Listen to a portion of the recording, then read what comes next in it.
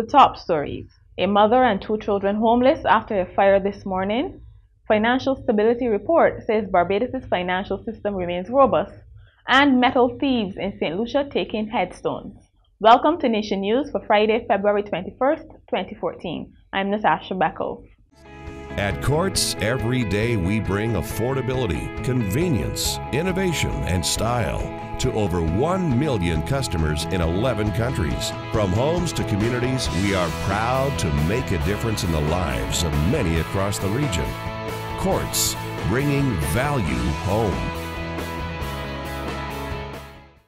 A mother and two young children are now homeless after a fire this morning at the Mills apartment complex in Haynesville, St. James.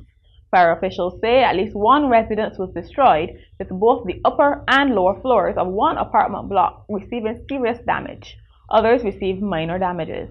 Rashida Hollingsworth, who lives with her two sons, ages 3 and 7, says she lost everything in the fire. I wake up this morning to the noise from the neighbors downstairs, so when I get up at the bed, I realized that the apartment was smoky. So I head to the front bedroom part, the smoke was coming from, and by the time I opened the door, the whole bedroom was on fire. So I ran back and try to get the kids outside, and then try to escape myself as well. Okay, so you have any idea how the fire started? About what time does this happen? After 7. After 7. Okay, so what are you going to do from here now? I don't have nothing to do, I don't have nowhere to go. I practically lost everything.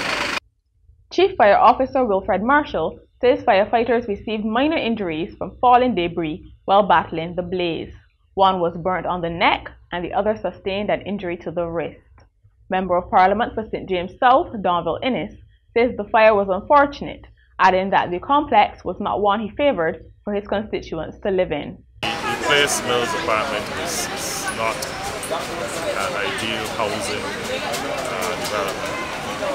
I've had an occasion over the last couple of years to speak about the conditions down here, but it's a catch-22 situation because there's really not many other options available for some of the residents down here in terms of housing. We can't build enough subsidized housing to accommodate everybody. Sometimes you move a few out and then others move in. It's like a revolving door. But I believe that the owners ought to pay a little bit more attention to this particular property. You can be assured that Barbados' financial system remains robust. That's the assessment of the Central Bank of Barbados and the Financial Services Commission, which today released the 2013 Financial Stability Report. The report provides a comprehensive overview of trends, developments, and the key risks in the domestic financial system. The bank and the FSC said stress tests conducted on the key vulnerabilities in the sector revealed a resilient and stable financial services industry, despite declining profitability and the contraction of viable investment projects caused by a weakening economic climate.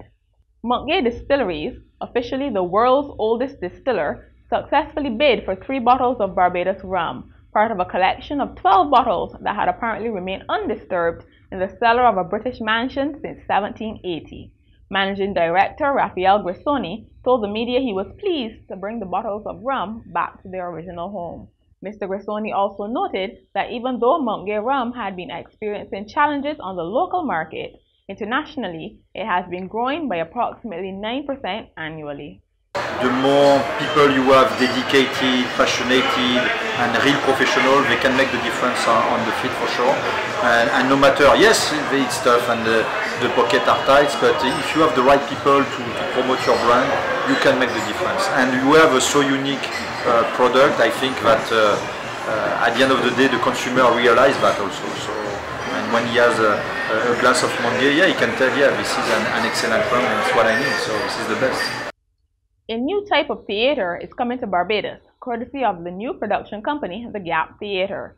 Producer Alison Seeley Smith said it would help promote the island since modern tourists were looking for transformative experiences instead of the traditional sun, sea, and sand.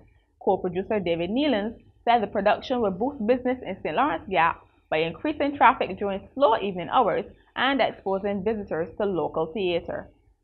Too often tourists come to Barbados and while they are exposed perhaps to the Oystins fish market and the races and events that are happening, they don't always get a chance to see theatre. Perhaps they do when they have a friend who takes them, but other than that, they often get bypassed, we believe. And we feel that we need to have a presence in this tourist-oriented area of St. Lawrence Gap of a theatre space that will appeal to both tourists and to locals. Language links and freedom fighting were placed at the center of African awareness activities in the north of the island today. In the auditorium of the Hillaby Turner Hall Primary, historian and lecturer Dr. Pedro Welch highlighted how popular words and expressions in Bajan dialect found roots in West African languages. Meanwhile, Roland Edwards Primary focused on Liberia and its fight for freedom. Students took to the stage to display their various talents through song, poetry, and dance. Coordinator Cheryl Griffith said the event not only highlighted the West African country, but also focused on the fight for liberty and social reform. In regional news, CARICOM's Secretary General Erwin LaRocque is looking forward to the day all 15 members of the regional grouping become members of the Caribbean Court of Justice. He made his feeling known while addressing a special sitting of the CCJ in Georgetown this week in honor of retiring Justice Desiree Bernard. Justice Bernard, the lone female on the regional court, is stepping down after a long and distinguished career as one of the inaugural judges of the CCJ. Prior to that, she served as Chief Justice of Guyana. The CCJ, set up in 2001, has both original and appellate jurisdiction. While most regional countries are signatories to the original jurisdiction, only Guyana, Barbados, and Belize are members of the appellate jurisdiction of the court.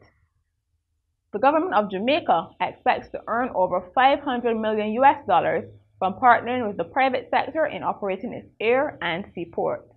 This money will come from taxes, concession fees, and capital expansion works.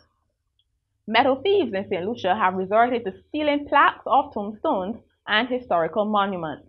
Milton Branford, head of the St. Lucia Archaeological and Historical Society, says these objects have been stolen from the cemetery and in the square. Last week, a plaque commemorating those who lost their lives in World War II was stolen but later recovered.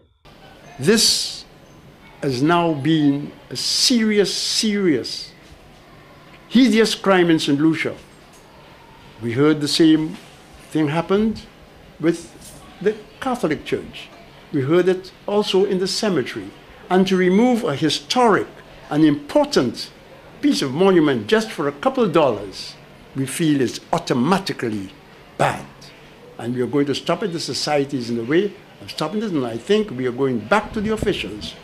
And not only that they have stolen, they may be stealing other historic and archaeological materials for their own gains. The history, the legacy, the rivalry, the passion. We versus them. West Indies versus England. 3 T20s, March 9th, 11th, and 13th at the Mecca. We versus them. In sport, Cox House strolled to their third straight title at the Princess Margaret School Sports at the National Stadium today. Cox finished with 950 points. Aline had to settle for second place with 876, followed by Greenhadge and Peebles. And over at Harrison College, Dalton's 7-year reign ended today at the school grounds. Armstrong took top honors with 1,705 points. Dalton were second with 1,638, followed by Cullimore and Dighton. Sports was brought to you by We vs. Them, West Indies vs. England series. And finally, a 10-year-old Norwegian boy who took his parents' car for a joyride last week while claiming he was a dwarf who forgot his driver's license has hit the road again. This time he took off in the car of a relative the family was visiting and managed to drive about 19 miles before stopping. When the parents realized what happened, they phoned police, who sent out messages over Twitter and traffic radio asking the public for help. Police said the boy eventually stopped and a bystander took his keys away. And that's it for Nation News this Friday, February 21st, 2014. Have a great weekend.